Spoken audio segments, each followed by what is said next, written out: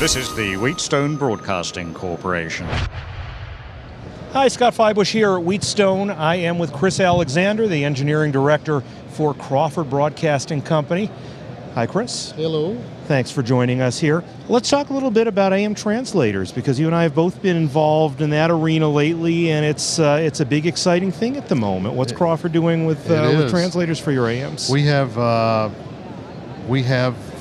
4 so far, one of which is on the air, and 3 others will be here in the next 2 weeks. And we have several other irons in the fire, and this is all out of the first wave. And then, of course, we have the second window that opens up in July, and we hope to land a few more. So it's been the smaller stations, the Class Ds and the Class Cs that were able to apply starting in January. That's right. And then you've got a fair number of decently powered Class B stations. We do. What does a translator do for you when you've got a big Class B footprint and only a small translator footprint? Well, it depends on where the footprint is. You know, if the footprint of the translator is in a meaningful area, then you've got some meaningful coverage there. For instance, not part of the first window, we bought a translator and paired it with our big gun Class B KLZ in Denver, and works pretty good because the translator is up on top of Lookout Mountain. And when you put a translator 2,000 feet up above the city, and it's got a pretty good footprint over, a million people, then that's okay. Absolutely.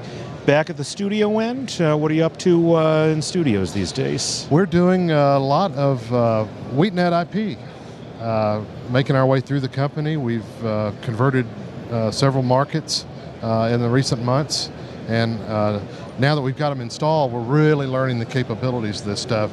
You know, once we had it installed, we pretty much thought, okay, there it is, it's done, have fun and use it.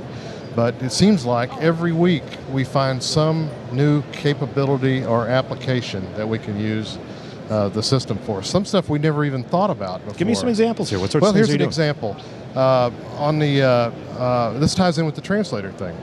We have a Class D in Denver that has one of these new translators.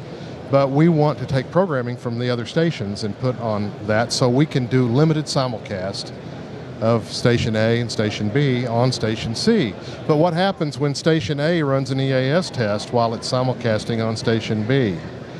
Well, you've got to do something with that. And so we are able to use WheatNet not only to route the proper EAS tones, but also take care of the logic switching, so when they fire off the EAS unit in Station A, it simultaneously fires off the one in Station B. And WheatNet's doing all of that for us. And we're using the salvos to do the routing and all of those things. So who would have thought of that even just a few months ago? It would have never occurred to me.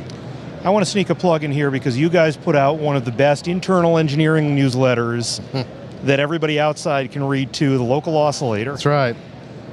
Where do you find that? Oh boy, that started in, I'd have to think back, in the early 90s as an internal paper, and it just went to our 6 stations and their engineers, a way to share ideas, what's going on and so forth.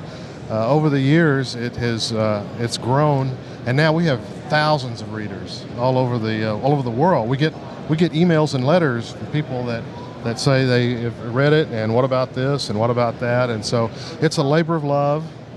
You know, we don't sell ads. I should sell some ads to some of these folks here. Now you're stepping on my toes here. Careful. But anyway, that's really what it is. Just a way to share ideas, and anyway, just a labor of love. It is an excellent resource. Cris Alexander from Crawford Broadcasting. Thanks so much for being with us. Thank you.